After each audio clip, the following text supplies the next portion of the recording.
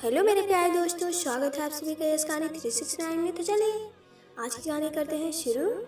यह एक 10 साल की बच्ची की सच्ची और दर्दनाक कहानी है। उसके माँ बाप डॉक्टर थे। वो एक खुशहाल जिंदगी की तलाश में सऊदी अरबिया चले गए थे ताकि वहाँ अच्छे पैसे कमाकर एक खुशहाल जिंदगी गुजारें। उस बच्ची का नाम जकीरा था। वह बचपन से ही बहुत अक्लमंद थी। इन 3 लोगों की जिंदगी बड़ी खुशहाल गुजर रही थी, लेकिन अचानक एक दिन माँ को एक तेज दर्द महसूस हुआ। अस्पताल में जांच कराने के बाद मालूम हुआ कि उसे कैंसर है और अब उसकी जिंदगी के ज़्यादा दिन नहीं बचे हैं। माँ बहुत परेशान थी कि अपनी इकलौती बेटी को इस बारे में कैसे बताएं। वो उसे कैसे बताए कि अब कुछ दिनों के बाद उनकी बेटी अकेली हो जाएगी। बहुत सोच विचार के बाद एक दिन उसने फैसला कर लिया कि वो अपनी बेटी को सब कुछ बता देगी। उसने कहा, मेरी प्यारी बेटी, मैं स्वर्ग में तुमसे पहले चली जाऊंगी और वहाँ तुम्हारा इंतजार करूंगी। तुम परेशान मत होना। तुमको बाद में जो भी परेशानी मिले उस पर सब्र करना।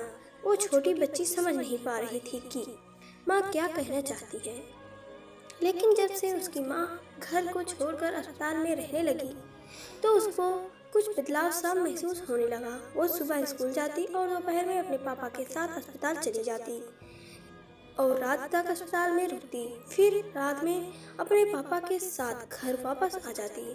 उसे घर में अकेली बिल्कुल नहीं अच्छा लगता था।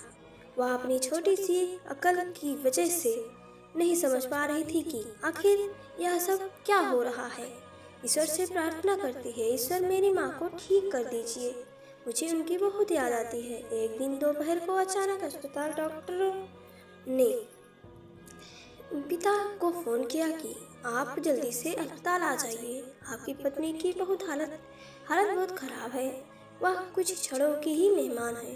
पिता फौरन अपनी कार लेकर बच्ची के स्कूल जाता है। बच्ची को कार में बिठाकर अस्पताल पहुंचता है। अस्पताल के बाहर कार खड़ी करके वह बच्ची से कहता है, बेटी तुम यही कार में बैठी रहना, मैं अभी तुम्हारी मम्मी को लेकर आ रहा हूँ।